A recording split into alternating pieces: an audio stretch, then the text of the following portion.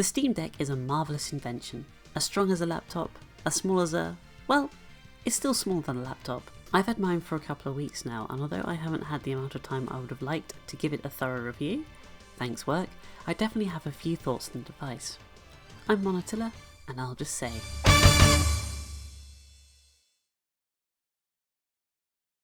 First off, the device is pretty big, at least to the untrained eye. I have had people comment on just how mahoosive this thing actually is, but put alongside similar devices, I'd say it's actually a pretty good size, but turn it on its side and you can see it's actually not that much thicker than any other tablet-like device. Much of its size actually comes from the controller layout. Where the Nintendo Switch goes for a vertical orientation for its Joy-Con controllers, the Steam Deck goes for a more horizontal one. I personally feel more at home with this layout, as with the Switch I often prefer using the Pro controller. Carrying on talking about the controller, it has a few tricks up its sleeves. The analog sticks are touch sensitive, and by default it switches to gyroscopic controls in games that support it. We've got 2 trackpads that vibrate when you touch them, and there's still more on the back. We've got 2 analog triggers, which aren't the best, but they're a welcome addition on a console this size, and we've also got 4 buttons too, which are clicky. The entire controller is fully customizable using the Steam input menu, a very welcome feature ported over from desktop Steam. Right now in Disco Elysium, I use the buttons on the back to be lazy. When I'm in bed, I use them to go up and down in the menus on the right side and as A and B on the left, so it doesn't matter which hand I use, I can always play in bed one-handed. Makes it easier when you're lying on your side. I really like the touchscreen on the front here. I like this coating that this particular version of the device has. It helps mitigate reflections on the screen, which I like a lot. It means I can finally play Sonic Advance on a screen that isn't dog shit. My DS has started to go yellow and I don't understand why. The screen is going blue too. Alright, so how's it like to play? Pretty good. Valve has positioned this device to be a good fit for targeting games at 30 FPS, not only for performance reasons, but for battery life too, and you can force a device to set a frame cap at 15, 30 or 60 FPS.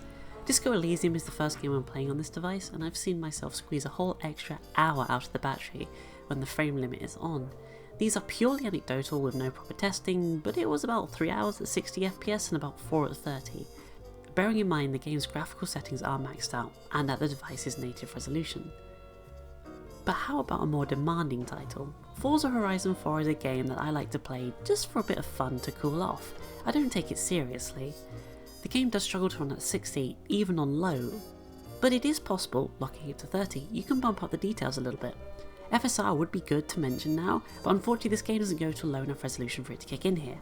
As a quick aside, FSR is a technology for rendering games at a lower resolution, then using visual trickery to make it look like it's being rendered at a higher resolution. Check the card above for an actual explanation of the technology. Some games have also started to implement Steam Deck presets, which should, in theory, give the most optimized experience on the deck with little setup. While we're talking about gaming, these speakers, wow!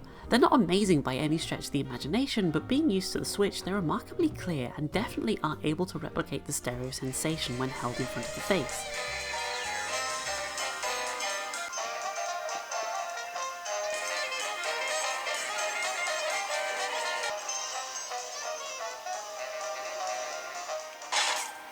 Quit moving around so much, bobblehead. When are we gonna get another case, Sam? Surely the local lawbreakers must miss our esoteric brand of personalized criminal justice. Patience is a sharp razor to swallow, little buddy. Okay, don't scream this time. I knew that the speakers on the Valve Index were good, and it's clear that they've put some of that to use here. Plus they get loud! Anything above 50% is too much for me, but for the voice and sound effects of games, they're a surprisingly decent pair of speakers. Now we get into the boring, but very personal stuff for me. The home screen. I'm a sucker for a good home screen. I like things that are pleasing to my eye and well laid out. And this, my friend, this is a good menu right here. The home screen has a nice, gorgeous layout with all of your latest games up front with big artwork. Below we have all the latest news for your games, as well as what's going on with your friends. We also have a friends list showing what's being played right now, and finally a recommended list to show you not only what games you should give a try in your huge library, but if games on your wish list are on sale. And to download those games, you also have a fully featured download manager, so you have control over how the games are delivered, just in case you share your network with other people. The library itself also has folder functionality called collections, so you can group your games. There's also a favourites button which gives those games their own section in the library, and if you want you can also set up dynamic collections which automatically create folders based on filters, although at time of recording these can only be edited on the desktop client on Steam. Speaking of which, the Steam Deck has a trick up its sleeve, SteamOS. The Steam Deck runs a Linux distribution called SteamOS. You never have to come here if you don't want to, since the default gaming mode is the best way to play the games on the Steam Deck, since it restricts OS features to just the essentials for playing games. But if you're in a pinch, you've got a full desktop operating system at your fingertips. You can use the controller to navigate the desktop, but the best thing to do is to plug it into a dock or a dongle and use it with a mouse and keyboard. Just in case you're worried about using Linux, you don't have to be. SteamOS comes with a desktop environment, think user interface but with apps pre-installed, called KDE Plasma. If you've used Windows before, then you'll be right at home here. On my main PC, I actually run Kubuntu, which also comes with KDE Plasma, and I might have gone a little crazy with the purple and the blur, but it's a nice familiar layout that you should have no problems with.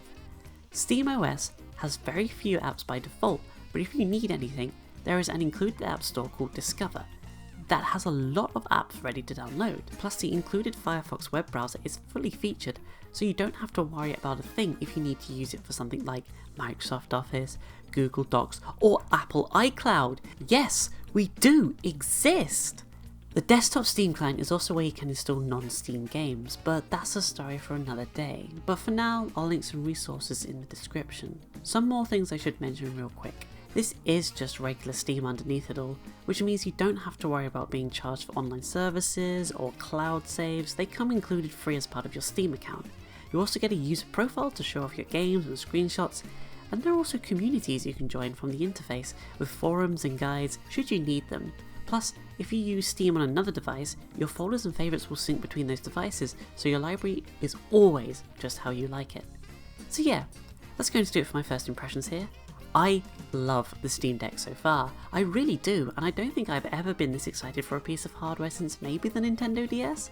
However, I understand that it's still a little rough around the edges here and there. Us Q1 people are very definitely being beta testers over here.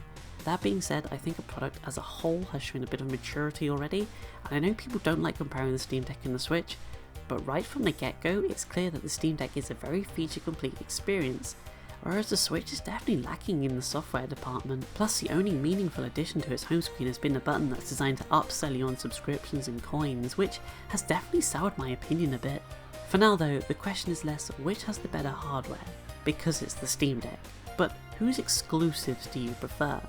Nintendo's or Valve's? And for me, that's no competition. Oh, you can run multiple games at once as well, which is interesting. I guess it is a PC after all. Thank you for watching my first impressions video. I hope you enjoyed it. If you're on the waiting list for a Steam Deck, or you're on the fence about getting one, drop us a comment below and I'll do my best to answer your questions. Until next time, I've been Monatilla. Goodbye.